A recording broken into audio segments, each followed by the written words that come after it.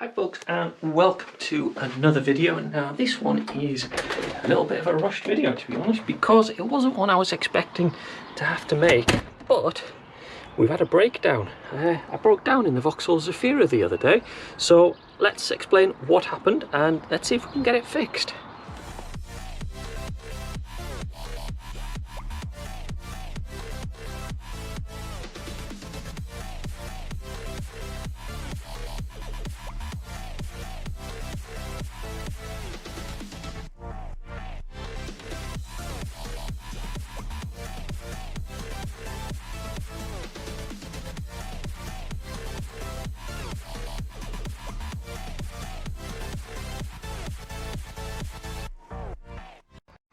Well, I'm stuck at the side of the road in the Vauxhall Zafira, and engine's died basically. Rough idling, and it's got no power at all. I can't even pull away. So it did its usual. It brought up the Powertrain fault light, which I kind of know, and then I noticed it was rough idling, so I thought I better head back home. Pulled into a lay-by just to see what was going on, and then the engine died and I've got no power. It barely turns over, and if I try to pull away it just stalls out.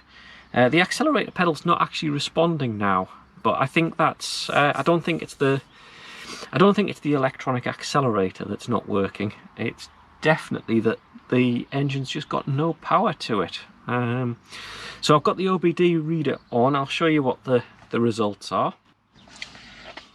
Just getting the OBD results up here, and we've got the P0299 fault, which is the Powertrain, which we've had a few times before, haven't we? That comes up quite a lot actually at first start. It takes the car a while to be able to boost and get a bit of power going.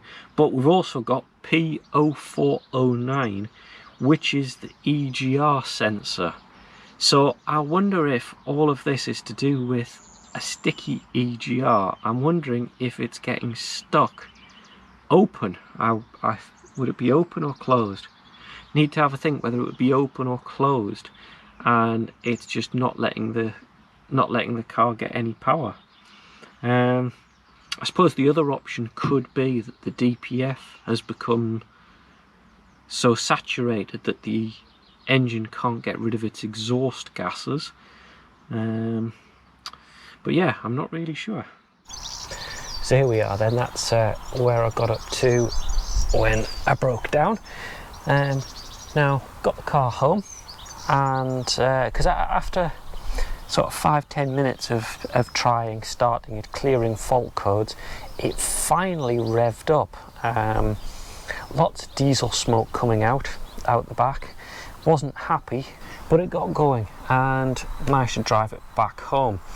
And looking at the fault, I'm starting to think that the EGR is playing a bigger problem in my car's general rough running than I'm actually thinking about. So I think we need to get back on with the EGR. Now, I was going to do, the reason I took the car out is because I wanted to get the engine oil warm, because I'm going to do an engine oil change, because I know that we've had a few failed regens and that the engine oil level has gone up a little bit, which is the dreaded problem because it's being diluted with diesel, which is obviously really, really bad for the running of the engine. So I've also drained the oil out this morning, and let's take a look at the EGR. Now, I have taken the EGR off on this car before, giving it what I thought was a really thorough clean, but clearly it's not, and it's getting clogged up again, so we need to do a really thorough job on it. So let's get up and have a look at the EGR, shall we?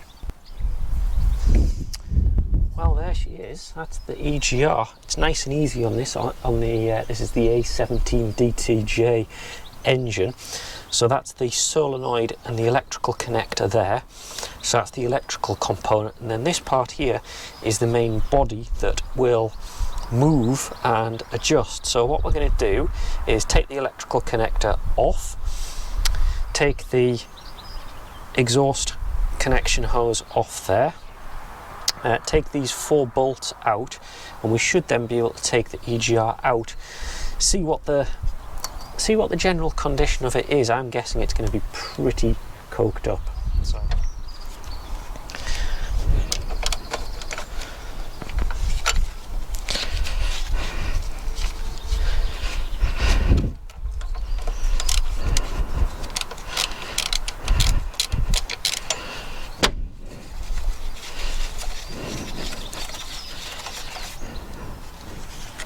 Let's get this electrical connector off.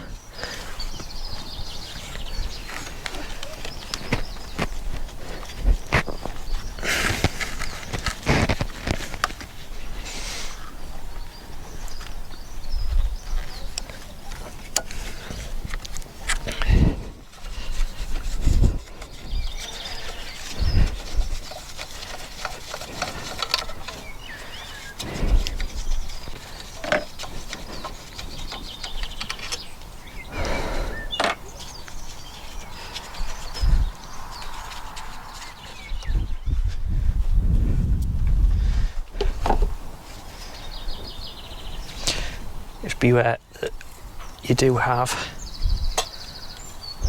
a metal gasket. Don't want to lose that before we lift it out. Let's lift it out, and yeah, that looks pretty bad to me. I'm not sure if the camera is going to show this or not, but that doesn't look good either. There's actually a build-up on the sides here as well. So yeah, I don't think that is in the best of conditions. We've also got quite a build-up on the inside as well. So I think all of this needs a good cleaning. Oh, I'd forgotten about that gasket. Let's get that gasket off as well before we forget. But yeah, just looking at that, hopefully you can see. Yeah. So let's go and take a look at the EGR itself. See if we can get that cleared out and figure out what's going on.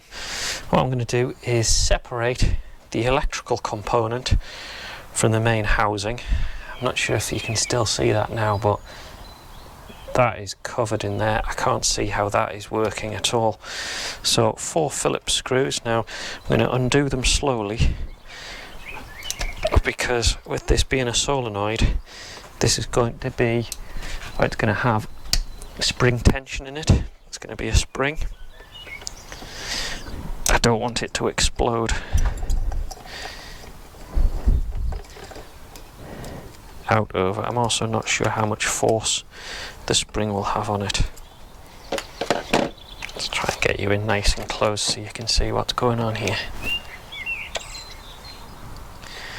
Okay. Well, actually there isn't any spring tension on it.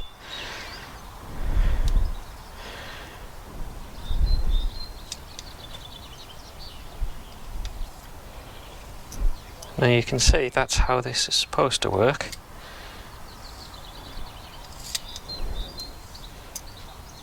It actually doesn't look in good condition. It's actually suited up inside here. So I'm a little bit suspect whether this is even working at all. I mean, what we could do is connect it up electrically and ask the car, using Opcom, to manipulate the solenoid, see if it actually moves. But in the meantime,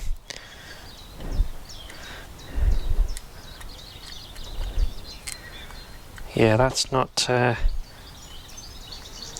doing a lot, is it? So if we work out how it works, that solenoid pushes in the middle of here, so it would push. Now I can't see. Yeah, that's not opening at all, and I don't know if you've just seen what's just happened there. Yeah, that's broken. Basically, the EGR has just completely fallen apart. so it's not even worth cleaning this now. That would certainly explain the problem. I think we need to get a replacement EGR valve. Now, just going back on this, you can see what's supposed to happen. That's supposed to go in and out. Now, it barely moves, to be honest. I know it's supposed to be spring loaded, but that's barely moving as well. So I think the whole mechanism has been getting worse and worse and stickier, and that's caused our problem. But there we go, new EGR, I think. Well, I think a broken EGR, I think that means that we're a bit stuck for now. What I'm going to do is get online and order a replacement EGR. You can see all the